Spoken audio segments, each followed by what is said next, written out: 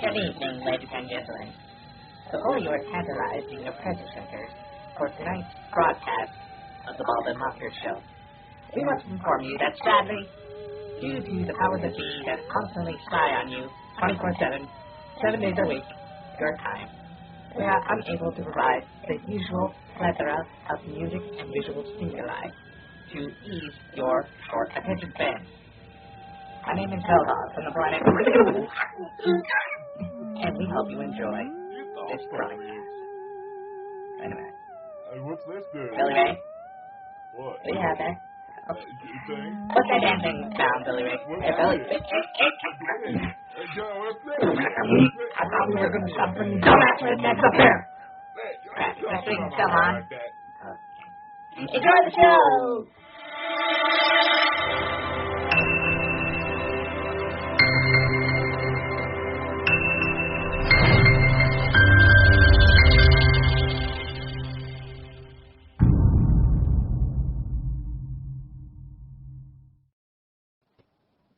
Welcome, ladies and gentlemen, to another episode of Bald and Bonkers. I'm honestly looking forward to this one because the last time we had our guest on, things got weird. Oh, yeah. Especially right after. Today we have Craig Campobasso here to introduce his new book, the UFO Hotspot Compendium, all the places to visit before you die or are abducted. Well, honestly, if you've been paying attention to us, it's too late on that last part, but a road trip is always nice.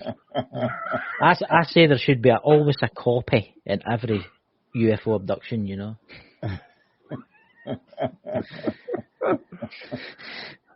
So, Greg, it's been a while. How are you, man? I'm good. How you guys doing? Oh, right. Plenty of weird stuff been going on lately. Yeah. So some of our friends up there seem to be interested in wanting to talk to you. So we don't know how this show is going to go. It's going to be an interesting show. We love it. It's going to be interesting because I think they've got your eye on you, and I think they want to talk to you.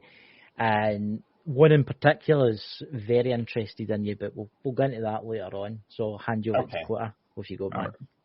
All right. So jumping in, UFO Hotspot Compendium. Notice it's kind of like a nice little road trip map, but what was the inspiration for putting together this book? Well, the inspiration was when the publisher approached me about doing it. I thought it was such a great idea, and originally what it was is we decided it would be a bucket list of places to go that people who are interested in UFOs could go to. So what that compiles is some of the most frequented spots, hot spots, where you are most likely to see a UFO. Some hot spots where extraterrestrials have been seen as well as their craft. And then other hotspots which are, shall we say, historical, like the Betty and Barney Hill story, the George Van Tassel story, lots of those kind of things. So really what happened was we had the head of MUFON send out to all the MUFON state directors to nominate their favorite hotspots. And so they all did. I got all the information, compiled it, and then put it in an order in the book. And we've got several of the larger stories where I could go into a real in-depth detail.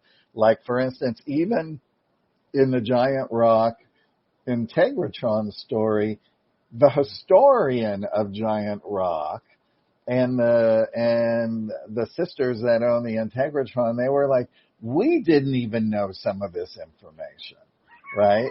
So I did a really deep dive, and then in other instances and other cases, I went right with the MUFON directors who handled those cases or reopened those cases and had a lot more findings about what actually happened. So you get all of those goodies, and then if you're a real UFO enthusiast and you want to be a real UFO tourist, I give you the coordinates to where Lonnie Zamora actually saw the two little alien beings outside their craft in New Mexico.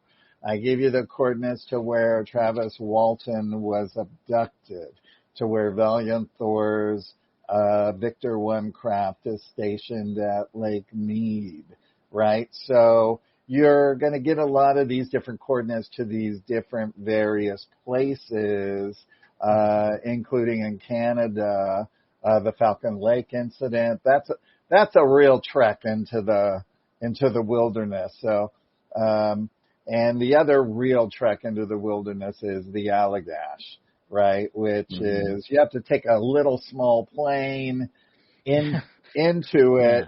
And then you have to get on a boat and you have to go out to the island that you're going to camp on. So you are really in the middle of nowhere, right? And so that was the inspiration. And then at the very end of the book, I'll give a list of things that you can do while you're visiting that site, right? Also, I have a whole section, like all of us who love this stuff, all the alien and UFO specialty stores online and in person when you're visiting some of these sites, which is really cool. I even found a guy who has, like, about the size of a desk. He has a UFO that you can rent for parties, and it lights up and it moves around. It's the coolest thing ever, right? So there's these little fun things. And then I end with UFO conventions and festivals, where to report UFOs, abduction and experiencer support groups, and where to find the most current UFO info, pictures, and reports. Can I ask you, Craig, which story in the UFO hotspot was your favourite? What's your favourite from all of them? Well, I have a particular affinity for Giant Rock and the Integratron, but I also really love the Bradshaw Ranch for many reasons. It's frightening, it's exciting, it's terrifying, it's the unknown, anything UFO, alien, otherworldly, paranormal happens at the Bradshaw Ranch. I was talking to a psychic last night who is a MUFON state director back in the Midwest. And I was telling her about the Bradshaw Ranch, and she said, "Oh, my God, I see what it is. It's a double vortex. It has one vortex going clockwise and one going counterclockwise. Really? So it's bringing in all these things from all kinds of different places." So, but like I say, my favorite, it's amazing. We'll talk about that if you guys want to. But Giant Rock and the Integratron are my favorite because it is the birthplace of ufology and George Van Tassel and all of that. So he, the story in a nutshell, he knew the man who ran Giant Rock Airport. This old guy took dynamite, blew out underneath the rock, dug it all out, made it his home underneath the rock, and he graded a big thing of land for small airplanes to come in and land and the whole thing. Anyway, once he passed away, George had met him several times. He decided to buy the airport. He wanted to start living a more metaphysical life and communing with nature. So he moved his wife and daughters there. And he pretty much slept outside on a cot because, it's the summertime. Yeah. Right? And anyway, I knew two people who were with him from the beginning days when he lived under the rock, who were both with him when he first began channeling extraterrestrials in 52. Yes.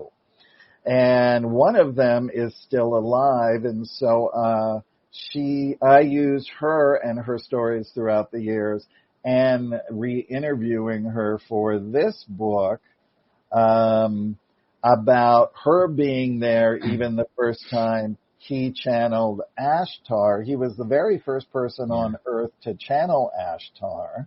And anyway, then about a year later, he's sleeping outside in his on his cot, and he said, I woke up, and he said the dogs weren't barking, it was silent, nobody else was waking up, but I saw a man approaching, and so I got up to greet him. He said it wasn't odd that people would drive in the middle of the night or fly in, and he said, and the man was 5'6", had short blonde hair, looked like a normal human being, except he was dressed in a spacesuit. And when he saw over his shoulder that his ship was in the distance, he introduced himself as Salganda and wanted to know if George wanted a tour of his ship. So he gave George a tour. George worked for Howard Hughes. He worked for Douglas Aircraft. So anyway, he was very excited to learn how these things work. And Salganda gives him the blueprints on how to build the Integratron, which is a rejuvenation machine. It's how they all stay young and youthful, and that prolongs their life. Salganda looked 25, although he was over 700 years old. Wow. So, in a nutshell, George had to raise money to build the Integratron, which would be 3 to 5 minutes away where Salganda told him to build it, because there was a big cache of quartz crystal in that area way below. And by the way, Giant Rock next to it there is a crystal mound that is all quartz crystal. Yes. So there's lots of crystal there in the desert there. So Howard Hughes gave him $20,000 to get it started, and he thought, well, why don't I start having UFO conventions? And he would tell his story about Salganda and invite other contactees. And in decades of doing this, there got to a point where there was over 10,000 people out in the desert. So what are you getting there, Chris? That's so weird that I can hear a weird tingling sound. I've been hearing that since Craig started talking. You can hear a what sound? It's like tones, right? It's like the CE5 tones, but it's totally different. It's like how can I explain this? It's like tinnitus or whatever it's called, right? But it's like it's in both ears at the exact same time, and it's so weird. It's interesting. It's very interesting. Even a lot of people who read my books, they tell me that when they're reading them, it becomes extra ultra dimensional. They could see the words lifting off the page, and that they're feeling that they're getting an interdimensional experience about being in these other worlds and realms and things of that nature. So hearing the tones is you guys are hearing them because you've got headphones on, right? It's really kind of hard to explain for the listeners. I don't know if any of the listeners have got headphones on, but you know what it sounds like? It sounds like a wee bell. It sounds like a little bell, but it's like it's going really, really fast. It's like, wow. Aye, that's that. Facebook user, whatever your name is, please put below what your name is. Electric cricket sound. Mm-hmm. Exactly. So anyway, that's how the Integratron got built, and by the time throughout all the years when it was about 95% done, Salganda told him that the people of the earth weren't ready for it and to not turn it on. And then George did pass away. And then somebody else bought it. And then now, thank God, the three sisters, the Carl sisters, bought it many, many years ago. They had struggles to maintain it, and now everything is great. They've refurbished it. The grounds are gorgeous. They even hold concerts there. Moby even did a concert there. Wow. Lots of, so they give sound baths there. So in the end of the chapter, if anyone wants to go to Giant Rock, I suggest you hire the historian whose name and information is in the book. Her name's Barbara Harris. And she'll take you out, with chairs and all of that to go night vision looking for UFOs and learn about that. And you have to go to the Integratron website to sign up for a sound bath. Otherwise, you can't get on the property unless you're doing a sound bath. You can learn about it while you're there as well. They even have a gorgeous gift shop that's online and also there in person. And the sound bath is the most amazing thing because you're upstairs in the second story and it's a sound chamber, so you feel like you're levitating. And it does feel like your cells are totally being rejuvenated. So it's one of my favorite places to go. And they have a CD of the sound bath, which I bought because now I listen to it every day when I meditate and get that same experience. I think I'm maybe going to buy it and try it because that tone that I'm listening to right now seems really chilling me out. It's really, I had this kind of migraine before I come on, and it's totally gone. It's like that tone that I can hear playing. Can I question for you? What kind of crystals would you say, and for the audience here, what's the best crystal to use if you want to try and contact the extraterrestrials to use crystals wise? Well, Moldavite is like a meteor. It's like a really dark green type of thing. But I would say really high vibratory crystals.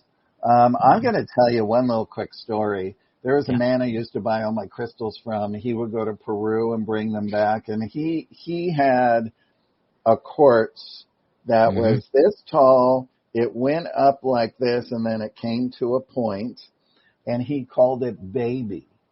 And he kept it hidden, and he said, I'm supposed to show you Baby. And inside Baby, in the very back, is a perfect pyramid. Whoop, there we go. Like long. That is black onyx, right? And from that pyramid are about 44 rings coming out all the way in. So when you look deep inside it, it's like you were being thrust into this whole other reality. And at a certain point, he said, oh, God, I really don't want to do this. He said, but Baby wants to go home with you for a while. And I said, I will take Baby home, right? And I was like, oh my God, this is so cool. And I put Baby in my bedroom, but the energy was so high I couldn't sleep. So I went and I put it in my kitchen on the kitchen table, right? And then within a few nights, I woke up in my astral body, got out of my astral body, walked over to the crystal, put my hands on the crystal, and it started vibrating, and I kept saying, come out, come out, come out. And all this information that was in that crystal went into my astral body, and I went back into my body, and my body rang with chills for 15 minutes, like the most intense chills you can ever think of. So all of that information went into me, and that's why I was supposed to have Baby. I wanted to keep Baby so bad, but Baby was so expensive. So expensive. How much was it? We could maybe I chip in don't all together. remember. It was like 10 grand or something. But he There you go, sold Nicholas. it. God. Of course, he sold it at a certain point. But anyway, Oh, I would say that these, Wow. I love chrysocolla, mhm. right? This beautiful, very healing. That's It's beautiful. like, no, it's not chrysocolla. It's fluorite. Mhm. It's one of my favorites. But if you really want to go into higher dimensional things, I would say definitely to use very clear amethyst and very clear rose quartz, Yeah. because those are two of the highest vibratory colors, and the clearer they are, the more you're able to help to make a connection. I myself, if you guys ever came here to my house, is filled with crystals. I love crystals so much. And it's what keeps the high vibratory thing going for me, for writing, for meditating. I have amazing crystals that are called, there's even one called a singing crystal. And it's just a strange looking quartz rod. Yes. But it has all these bumps all on the side of it. And you rub it when you're meditating, and you start to feel very relaxed. I never heard a song come from it, but because I do call it a singing crystal. And then if you get to really know crystals, if you look at other quartz crystals, if you hold them to the light where you can see impressions, if you see little tiny pyramids on it, those are recording crystals, and those hold information from wherever they've been. And I have several of those as well. Yeah, so, crystals are amazing. I do feel a lot of energy around about you, Craig. I just don't know what it is. I feel somebody. I don't know if you noticed Teddy Coat, and I don't know if any of the kind of mediums in the chat notice, but I think it's to your left. It's this side where the pictures are, not this side where the black poster is. It's more this side. I don't know what it is, but I can see something moving about. Can you sense something? Is there something there? It's probably a very tall Pleiadian. Yes. Yeah. with very long blonde hair. I can just see the outline. That's all I can see. Yeah. I can just see his outline, and it's this weird noise. It's weird because it's like everything's getting really cold. It's so weird. It's like, I mean, before I come on here, my room was like roasting, and I mean roasting, and it's a weird kind of coldness because my hairs are standing up in my arms. My energy, since we've been talking about it, I feel my energy is even elevating, right? Because your head starts to get a little light and a little fuzzy, and it feels really, really good. Yeah, Dakota, just don't hit your head on the microphone if it falls down. Right. This is so weird. It is just so weird, and I'm going to hand you over to Dakota while I sit and just listen to this strange sound that I can hear. Well, maybe if you sit and listen, you would hear that there's somebody actually talking in that noise. I know there is. I was like trying to figure out what they're saying, but I don't know. Once again, another squirrel moment. But all right, you got one. Damn aliens always throw me off. But when it comes to going to all these different sites, we've noticed that a lot of the time when it comes to UFO reports, that there's always seemed to be some sort of spike right around the month of July. Is there a more optimal time to go to these sites to kind of better your odds, since technically this is one hell of a gamble? No, I've never noticed that, but some of the sites like ESETI Ranch in Washington State, you're almost guaranteed to see something in the sky there, because Mount Adams is literally a couple of miles, and you can see it right from the Skywatch area. And there's said to be a benevolent Pleiadian base with other extraterrestrials there. Craft are seen going in and out of the mountain all the time. There are mysterious lights at night on the mountain. When I was there, I noticed all these, it's like these flashes of light, and they're sporadic. And, you know, you think they're hikers with a flashlight, but if they were hiking with a flashlight, that light would stay on, right? And that kind of thing. But they're all over the place, and the ranch hands and the friends I went with had been there many times before and said that it's different every time.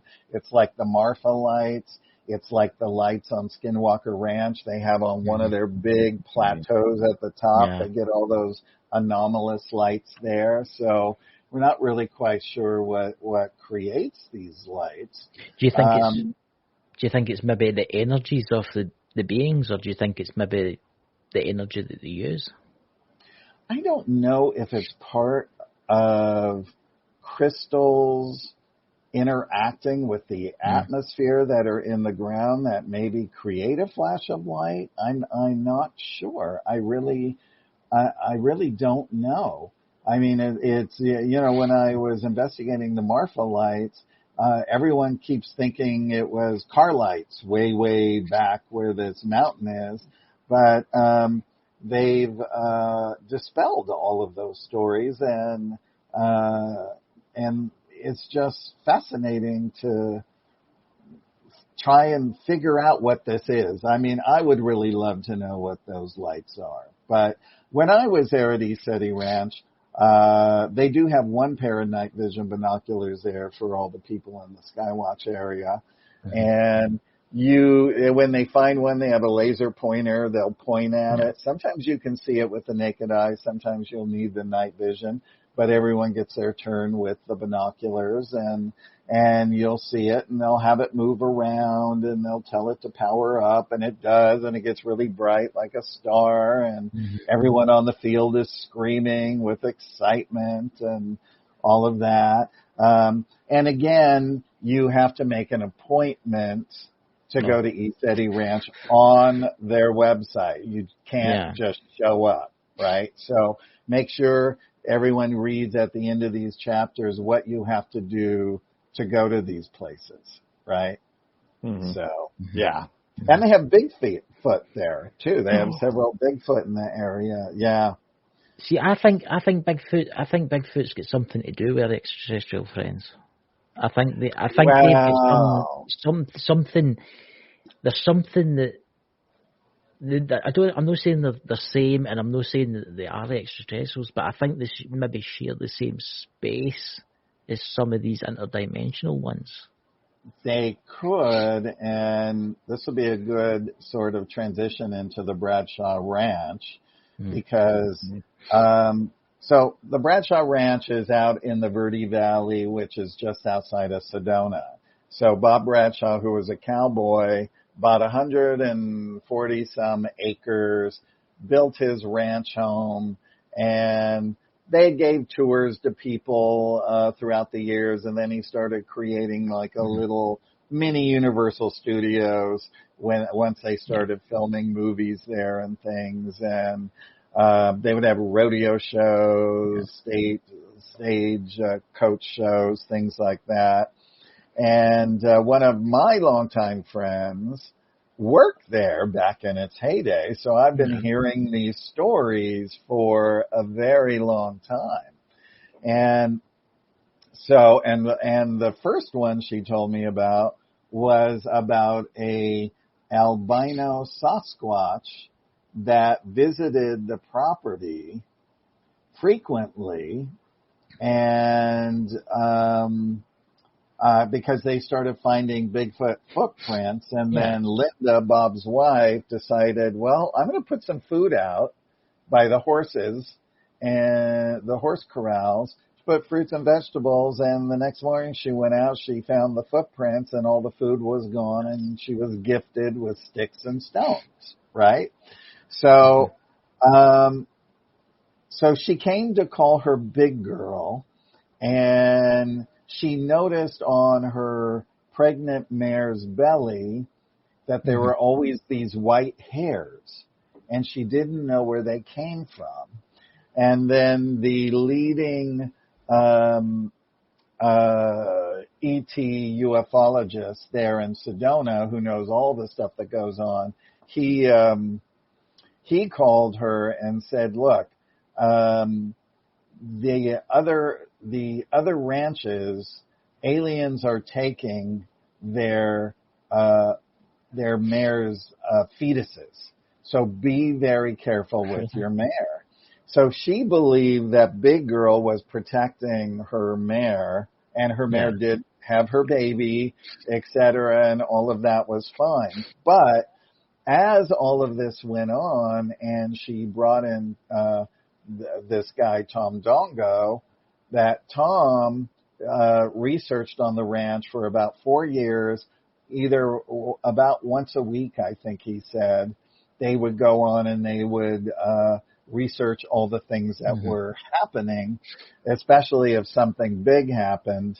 And Linda's son, who was in his 20s, when they would photograph something or use the VHS camera, once they caught Big Girl in this other reality with a flying saucer above her.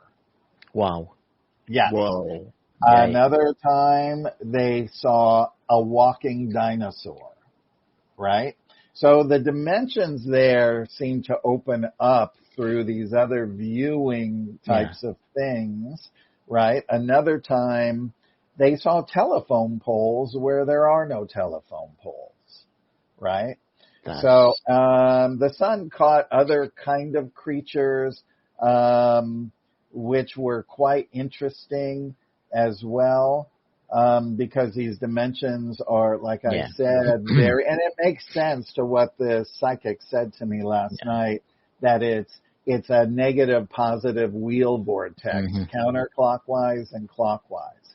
And that makes sense to why all of these things were happening there, because they themselves saw a ship land in broad daylight right in front of the ranch. They, in the middle of the night, were woken up to find lots of little grays running around their property. That was looking in the windows, that would be quite terrifying, Yeah. right? Another night, they heard their dogs barking, and they went outside, and they were looking up at something that wasn't there, and they heard this horrendous hissing, like you wouldn't believe. And so they were frightened and got back in the house. The next morning went out, and what they found were reptilian footprints. Oh, dear. Oh, Yeah. lovely. Right. So you see, so there's many things that went on here at this ranch of what I put in the book, including the missing time of the son, who was put under regression a few times. So those are quite interesting as well. And then a terrifying alien story just for Halloween month is the Pascagoula incident with Calvin Parker and Charles Hickson. And for those that don't know, Calvin was young in early 20s. Charles was older. They were fishing off a pier. Calvin had just moved to town, just started. Charles got him a job where he worked in the shipyard, so they decided they were going to go fishing one night. They saw these lights, and then this light came in, and then all of a sudden they're paralyzed, and they're just looking at these three really weird robots coming at them. They inject something into their arm. They pull them into the ship. They're both put in a different room. Calvin's in one room. He's not yet strapped to a table. And Calvin describes it that she was the most evil alien being he had ever seen in his entire life. And that he wanted to kill her because the things she was doing to him, he won't even repeat because there's such shame and everything attached to it. He won't even describe what she looks like because he doesn't want to bring that into the world, right? Yeah. But the thing is he himself, when they were both, when they both sort of came to, and, you know, they went immediately to the police and all of that, and, you know, went through all the questioning and that, and they actually tape recorded them when they were alone in the room, and the sheriff actually believed them because they were so terrified even when they were alone during that time. But the coolest thing that I was able to obtain from Calvin's publisher is using Bud Hopkins' regression with Calvin, going back to that time and living it moment by moment. Yeah. See how you said about the robots that tame them and stuff like that. What would you say was the species that actually took?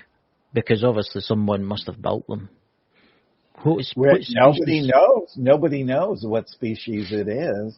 Nobody knows because he's never described what she looked like. Right?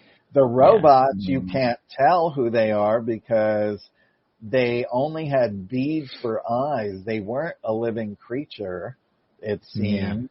And they had big conical noses, right? I mean, we have pictures of the robots in the book as well, and where all the sites were, exactly where you go to the actual site.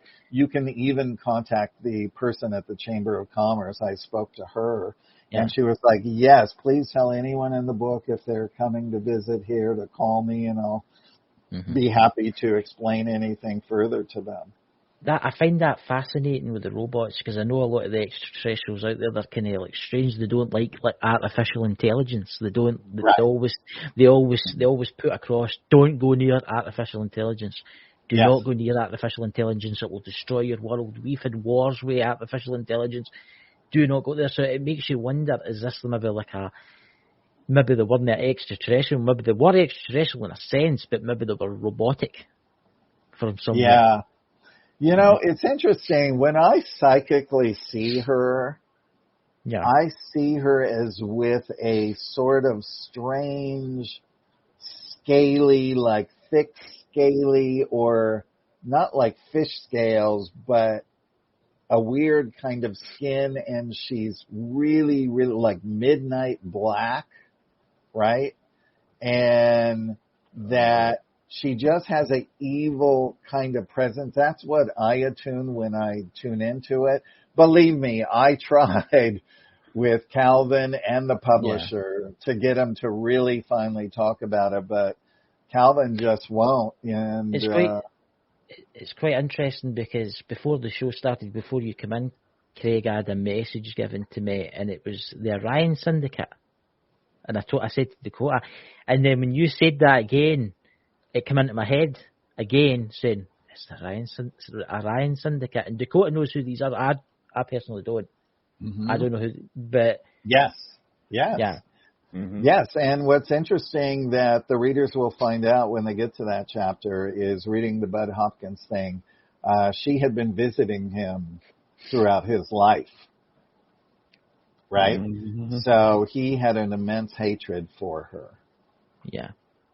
I suppose people out there, there's going to be bad aliens. And there's going to be extremely good aliens. I mean, I think there's a lot more good extraterrestrials out there. Way more that are good, yes. And then there's these evil, strange offshoots and things like that. Or if there's especially in Orion, there's a conglomeration of all kind of a lot of species that sort of banded together that are dark. Yes. And that's what I say. The space Star Wars was based on psychic messages about stuff that's gone on in Orion. That's right. Yes, exactly. Yeah, because that's what before the show started, I kept getting the Orion Syndicate, and I don't know why. Yeah, you're talking about Darth Vader. And it's weird. It's weird because I think they're maybe watching us as we speak right now. I think they're watching us as we speak right now. Dakota, would you like to tune in? So, kind of going into how it seems that there's some people that seem to can't go a day without having some sort of experience with ETs. Could they essentially be walking vortexes for these things to be attracted to?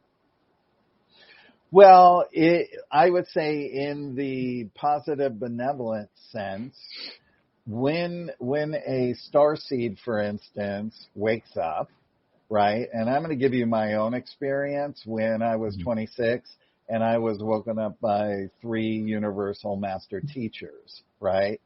That process is that they stay with you until they get you to the right consciousness that you came here to be in, and then it is up to you to continue that consciousness, right? So they were with me for quite a long time, and then when you no longer require the teacher, they step back, they still watch over you, and if you need their assistance, you can call on them, or you might get a whole new set of teachers that come in. It depends on what kind of work that you're doing that requires things, if you're just here as a starseed to raise your consciousness, and it's only going to be about spiritual things and overcoming your emotions, mastering your emotions so that your heart and mind become one, which is on the path to becoming fully conscious beings, like all the extraterrestrials that are positive and benevolent, right? It's all the ones like everybody here, everybody is dualistic, and that means that if they want to just use the ego and the mind to get what they want in service to self, that's where all of that comes in. But even over time, even they say some of the most evilest beings that have been in the universe eventually revert. And they start working towards their path, and they become extremely spiritual over time because they really want to overcome it. We know a lot of reptilians have done that. We know that a lot of human bad races as well have done that. I think our world, there's many people that are going towards that, and some are unconscious and some are conscious about it, right? So it all depends. And then there's some people that attract negative aliens as well, that they're being bombarded with all kinds of things, and even like new star seeds who recognize they're a star seed, they will have a period of time where they'll get bombarded by reptilians in their dreams. Yes. They will try and knock them off their course so that they don't strive to become spiritual because they want to keep Earth planet dumbed down, right? So I was once talking to a family that had 2 children at the time were 13 and 15. Mother was extremely spiritual, father halfway there. Both boys were master teachers from somewhere else. That's all I got to say. They were extremely brilliant and bright, and they could talk about everything. They asked me a million questions about the universe, ETs, everything, things that only older adults would ask, right? And they were having, as a family, except for the mother, they were all having reptilians come to them and chasing them in dreams, and they were terrified trying to get away.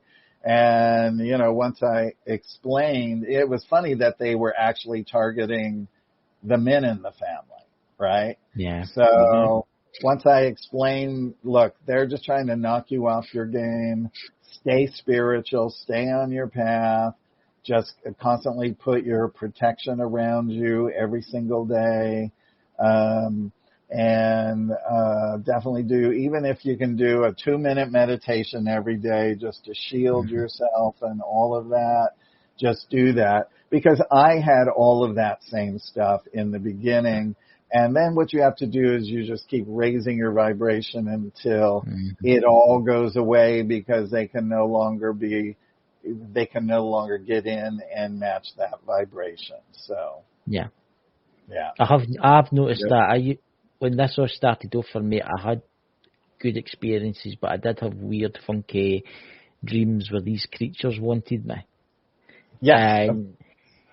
And then I started to open up more and let it more in, and talk to Dakota. He helped me, and a lot of other people like Lisa Fry, she helped me too. And I don't have that anymore. I just have really nice. I still have freaky dreams and stuff like that, but I still have, when I do my thing, my meditation and that, and I get out my body and stuff, I always have really good experiences now.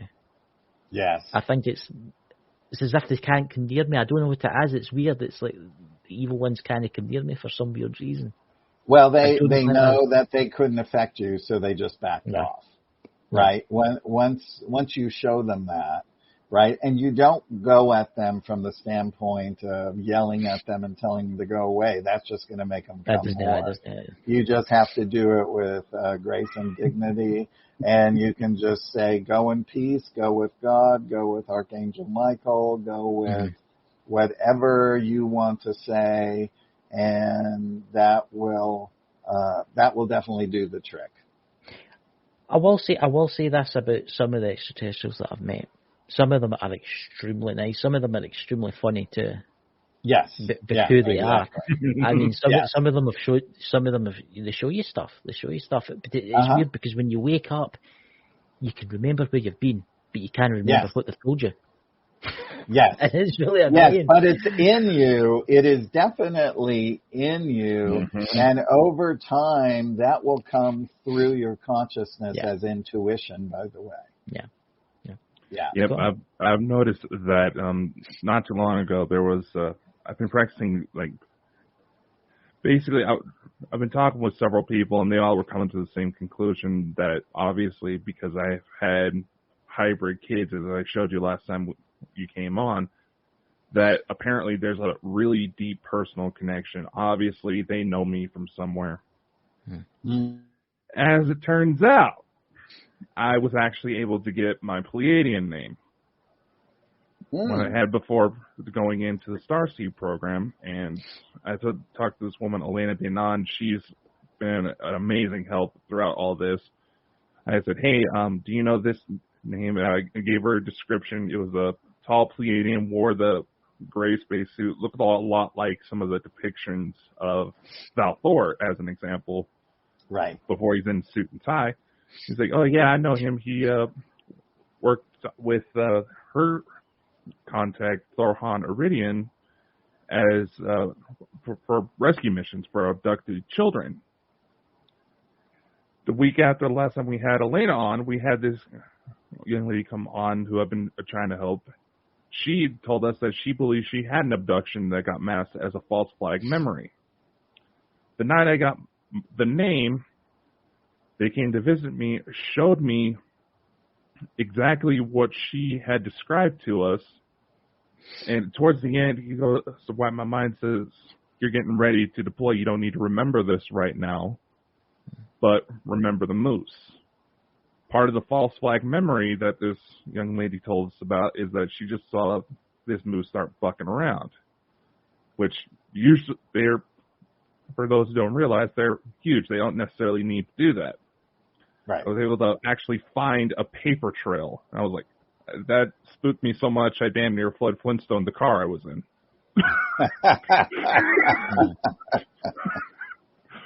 So I was like, and I'm 26 and the second you say that, I was like, what the? Wow. I've no learned my name yet. I've no learnt my name because I don't think I'm ready to learn my name yet. To be honest with you, that's what I get for them. That's what I get for them. And I know the colour of the suit though, black with kind of silver, and it always sticks with me. It always sticks with me. This black suit. Everybody, I can remember this place. Everybody is wearing black suits with like wee silver bits. But I notice a lot of the different ones have all got different coloured suits, which I find interesting. Which I find really interesting. I think, Dakota, you figured out wearing my black suit. What extraterrestrial was that? Was it Palladian? It was, if I'm not mistaken, the way it was told to me, when you see all these different colors, spacesuits, and maybe you can validate this, is that that's sort of a color coding system for what species that being is. Say mine was Alcolony Pleiadian.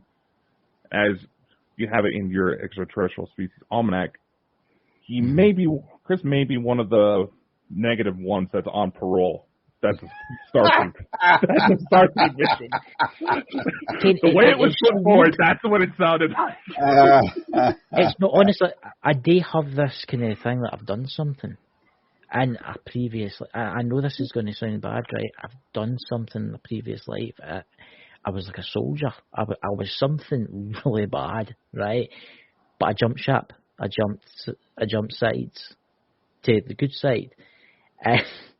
And I had the kind of, I don't know, how am I going to express this? I had the kind of mentality is like, oh dear, I've just blew that planet up. Oh well, that's a shame. That's the kind of mentality that I had.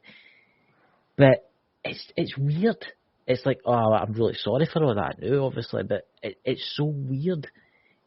Why did they pick me? Is it because of that? Is it because he's my parole officer? Well, look, I mean, here's the thing. In the big scheme of things, when we leave here and we go to the other side, we realize that we were in a play, just like the Shakespeare line, right? We have been in a play. We have been learning to groom our soul to become gods ourselves, right? And when we attain that and start moving up through the different dimensions, right, we will go through, next we will go into the ethereal level where a lot of the higher extraterrestrials are. And when we're done with that, we will move into the celestial realm. And then we will become creators of also the creation from a higher standpoint of creating worlds, creating life, creating all different kinds of things, right? So it's great that you did something, but it's also really terrific that they erase everybody's memories of everything that went on before, because otherwise your life would be inundated with all of the things that you've done in the past. And all you know is you're here working on yourself to help pull your future into the right place where you want to be, right? So, but again, the love that's in the universe, no matter what it is, there is no right and wrong, right? You are still loved no matter what, but you still have that karmic debt to pay. Oh, yeah. No matter what it is, right? You think about somebody like Hitler, what's that karmic debt, right? Really, honestly. I mean, is that like 1 billion years of universal service? Or, I mean, I would love to kind of know how those kinds of things work. Fortunately, I don't, because we know we all have to work off our own karma in many different ways. The fastest way is incarnating into a body. Yes. Right? That's the fastest way. On the other side, you can just do universal service, but that takes longer, right? So coming and jumping in a body here and having to go through this dualistic stuff. This is nothing. It's very challenging, especially if you have a heavy karmic debt, which I know a few people who have one, and nothing ever goes right in their life. Yeah. But it's how they work themselves through it. Yes. Right? It's a skill. Life is skill. Life is skill. Yes, and it is. When we die, we graduate, we go back, and then we stand before the headmaster or whatever, and he says, right, you've done well, but there's these points and there's these points, but you have to go back and you have to fix these points. And I think you have to do that over and over again until, well, you can become a creator. Like you said, you can create anything you want. Yes, absolutely. Yeah. Absolutely. Cool. So,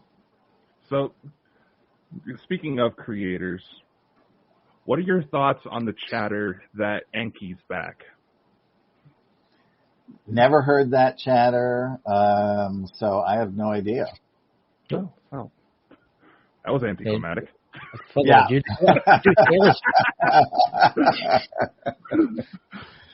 Yeah, have no idea about that. Yeah, apparently Enki, for those who don't know their mythologies, is an Anunnaki being said to be responsible for the creation of human life. Ooh, how it is. I find it funny that as I go to talk about it, my signal starts interrupting. I know. See, there you go. Okay, you're fine now. Yeah, I was about to say, as someone pointed out in the chat, as I was talking about my life before this, apparently I started going out again. So I'm on to something. Yeah. Apparently, short version, he's back and Earth's getting ready for its next stage. So that could be why things seem so crazy now lately. Well, we know it's about ready to shift over because the world is in turmoil. It'll get worse, and then when the chaos ends, everything always happens this way. It's huge chaos, and then it settles, and then we move forward. Yeah, I think it would be good if the extraterrestrials came down right now to stop whatever's going to happen. Which we know probably won't happen for a little. I think it will happen, but I don't think it will happen for another 10 years. What's your opinion, Craig? When do you think they'll actually start coming down in force and start showing themselves a lot? Well, they're actually living on the planet. A lot of them have jobs. I, in my life, have come across about 2 that I knew were not from here for sure. And they kind of smiled and looked at me, and their eyes, got big and that kind of thing. And then an interesting thing, when my first book came out, I Am Tehran, in the autobiography and extraterrestrial saga, a friend of mine was in Beverly Hills, was sitting in a coffee shop, and he said there was a woman. He said, Craig, she was as beautiful as those women that are in your book, and she was reading your book. And I leaned over to her and I said, how are you liking the book? And she kind of turned away from me as not to bother me. And he said, oh, well, my friend is the author of that book. And she actually got up and just left. Which was interesting. Better get out of here. Yeah, which was interesting. Talking about the book, where can everybody buy the book from, Dakota? Where's all the locations? Because we've got we have links in the description, and for those the platforms that don't necessarily get the descriptions, I'm going to start posting them in the chat right now. Beautiful. Do you have the autobiography of UNET /other-books? That I do. Yeah, put that one in, because that's where you can get this and this at that link, autobiography of UNET. I would show mine taped. It's in my basket in Amazon. I can't get it until November the 25th. Right? I know that. So autobiography of an anet.com/other-books, or you just go to autobiographyofAnet.com. My 4-book series set there. The Autobiography of an Extraterrestrial Saga is there. I'm writing 2 prequel books to that right now. And then you can get all the other books there. If anybody are a stranger at the Pentagon fans or Valiant Thor fans, you can go to Stranger at the Pentagon. You can get all of Dr. Frank's out-of-print books, posters behind me, all kinds of wonderful things. Yeah, I actually fancy one of the posters behind you. That looks awesome. Those posters there. Yeah. And here's some real exciting news. I am making the documentary to the Extraterrestrial Species Almanac right now. Ooh. Yes, and we're a little over halfway through. It's a long, tedious process. It'll be out next year, and that's going to be exciting because we're bringing the extraterrestrials to life, and you will be seeing the people who actually have face-to-face contact with these extraterrestrials, interviewing several amazing hybrids as well as other investigators. We even have one guy who's been on their ships over 100 times. Wow. Yeah. That's and these are people that are not in other documentaries, right? So it's really I wanted to make a documentary that wasn't like every other UFO documentary. So if you like outer space, it's going to look just like outer space. I can't wait to use it. Oh, I need to watch that. I need to see that. I really do.